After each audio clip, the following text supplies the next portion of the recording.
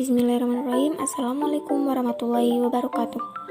Halo teman-teman, perkenalkan nama saya Indah Fitriana, mahasiswi semester 6 Prodi PGMI Fakultas Tarbiyah Institut Agama Islam Al-Falah As-Sunniyah Kencang Jember. Video yang saya buat kali ini untuk memenuhi tugas akhir semester pada mata kuliah evaluasi pembelajaran yang diampu oleh Ibu Jamilatun Nafiah MPD. Kali ini kita akan membahas KKM atau penentuan KKM. Pertama-tama kita harus mengetahui apa itu KKM. KKM atau kriteria ketuntasan minimal adalah kriteria ketuntasan belajar yang ditentukan oleh satuan pendidikan yang mengacu pada standar kompetensi kelulusan dengan mempertimbangkan karakteristik peserta didik, karakteristik muatan pelajaran, dan kondisi satuan pendidikan. Nah, kriteria ketuntasan minimal atau KKM menjadi komponen penting untuk acuan penilaian dalam kurikulum 2013. Salah satu prinsip penilaian pada kurikulum berbasis kompetensi seperti halnya kurikulum 2013 adalah menggunakan acuan kriteria, yaitu menetapkan kriteria tertentu dalam penentuan kelulusan peserta didik. Kriteria tersebut dinamakan kriteria ketuntasan minimal atau KKM. Nah, kemudian apa fungsi dari KKM tersebut? Yaitu yang pertama, acuan guru dalam menilai kompetensi peserta didik sesuai kompetensi dasar atau KD. Kemudian yang kedua, acuan peserta didik dalam menyiapkan diri mengikuti penilaian. Kemudian yang ketiga, bagian dari komponen dalam melakukan evaluasi program pembelajaran sekolah. Kemudian yang keempat, kontrak pedagogik antara guru dengan peserta didik dan antara satuan pendidikan dengan masyarakat. Kemudian yang terakhir yaitu target satuan pendidikan dalam mencapai kompetensi tiap muatan pelajaran. Nah, setelah mengetahui apa itu fungsi dari KKM, sekarang kita akan membahas prinsip penetapan KKM. Apa saja prinsip penetapan dari KKM? Di sini terdapat 5, yaitu yang pertama, penetapan KKM adalah kegiatan pengambilan keputusan yang dapat dilakukan secara kualitatif atau kemampuan akademis peserta didik dan kualitatif, yaitu kesepakatan rentang angka. Kemudian yang kedua yaitu KKM. Setiap kompetensi dasar atau KD merupakan rata-rata dari indikator pada kompetensi dasar tersebut. Kemudian yang ketiga, KKM mata pelajaran merupakan rata semua KKM kompetensi dasar dalam satu semester dan dicantumkan dalam laporan hasil belajar peserta didik. Kemudian yang keempat, indikator adalah acuan pembuatan instrumen pendalaman sehingga setiap indikator memerlukan perbedaan nilai KKM. Model penetapan KKM.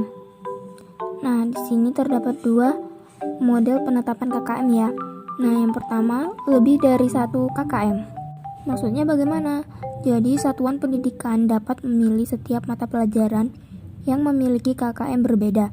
Misalnya, KKM IPA mendapat nilai 76, kemudian matematika mendapat nilai 72, bahasa Indonesia mendapat nilai 74, dan seterusnya.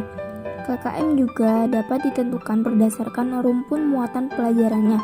Contohnya, rumpun MIPA, matematika, dan IPA memiliki KKM 73. Kemudian rumpun bahasa atau bahasa Indonesia dan bahasa Inggris memiliki KKM 75. Dan rumpun IPS, yaitu IPS dan PPKN memiliki KKM 78. Nah, kemudian model yang kedua yaitu 1 KKM. Apa itu 1 KKM? Apa itu model penetapan 1 KKM? Jadi, satuan pendidikan dapat memilih 1 KKM untuk semua mata pelajaran. Setelah KKM tiap muatan pelajaran ditentukan, maka satuan pendidikan dapat ditetapkan dengan memilih KKM yang terendah, rata, atau modus dari seluruh KKM muatan pelajaran. Yang selanjutnya yaitu komponen penyusunan KKM. Terdapat 3 komponen penyusunan KKM. Yang pertama yaitu intake, kemudian kompleksitas, dan daya dukung. Jadi, apa itu intake? Intake yaitu pertimbangan dalam memperhatikan kualitas peserta didik yang dapat diidentifikasi antara lain berdasarkan hasil ujian jenjang sebelumnya, hasil tes awal yang dilakukan oleh sekolah atau tes awal masuk atau psikotes, atau nilai rapot yang sebelumnya. Jadi, intake yaitu bisa dibilang karakteristik peserta didik. Dengan kata lain, karakteristik peserta didik.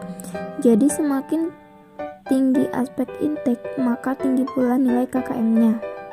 Kemudian yang kedua yaitu kompleksitas.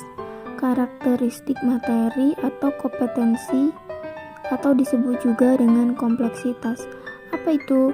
Yaitu pertimbangan dengan memperhatikan kompleksitas kompetensi dasar atau KD dengan mencermati kata kerja yang terdapat pada kompetensi dasar tersebut dan berdasarkan data empiris dari pengalaman guru dalam membelajarkan kompetensi dasar tersebut pada waktu sebelumnya. Jadi, semakin tinggi aspek kompleksitas materi atau kompetensi, maka semakin menantang guru untuk meningkatkan kompetensinya. Nah, bagaimana kita mengetahui tingkat kompleksitas? Yaitu dari kesulitan dan kerumitan, yaitu setiap indikator pencapaian atau kompetensi dasar yang harus dicapai oleh siswa. Tingkat kompleksitas tinggi bila dalam pelaksanaannya menuntut sumber daya manusia. Kemudian, apa saja dari sumber daya manusia tersebut? Yang pertama yaitu memahami kompetensi yang harus dicapai siswa, kemudian kreatif dan inovatif dalam melaksanakan pembelajaran. Kemudian waktu. Nah, cukup lama karena perlu pengulangan. Kemudian penalaran dan kecermatan siswa yang tinggi. Dan yang terakhir yaitu daya dukung, yaitu kondisi satuan pendidikan atau daya dukung dan guru. Apa itu? Yaitu pertimbangan antara lain memperhatikan ketersediaan guru, kesesuaian latar belakang pendidikan guru dengan mata pelajaran yang diampu, kemudian kompetensi guru, misalnya hasil uji kompetensi guru, kemudian rasio jumlah peserta didik dalam satu kelas. Jadi, sarana prasarana pembelajaran, kemudian dukungan dana, dan kebijakan sekolah.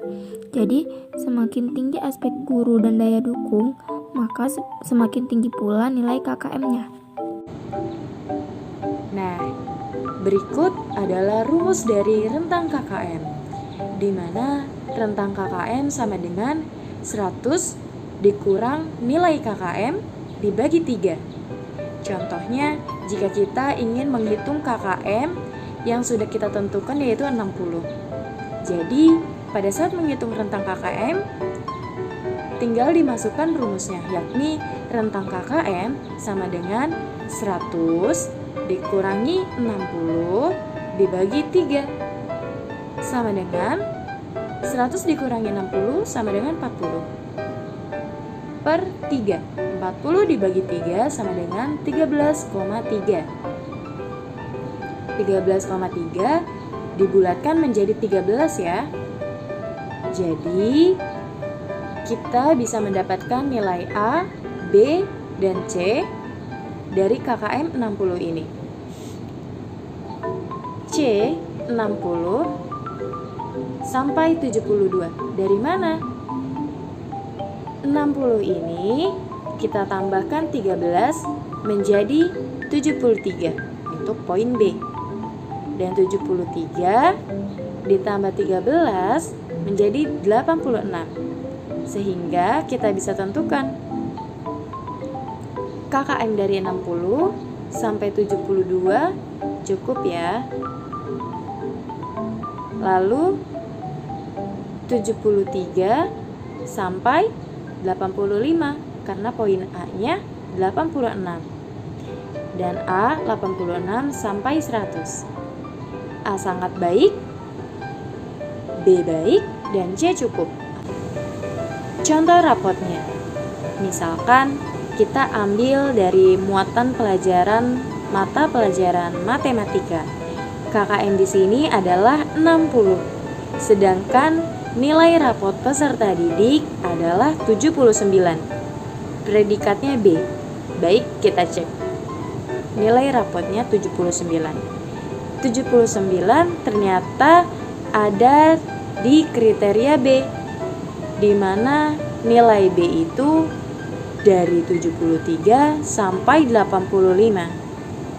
Sehingga 79 masuk ke dalam kategori nilai B. Ternyata benar ya. Predikat dari KKM 60 dengan nilai 79 mendapatkan B. Mungkin cukup sekian apa yang bisa saya sampaikan. Kurang lebihnya mohon maaf. Wabillahi taufiq walhidayah. Wassalamualaikum warahmatullahi wabarakatuh.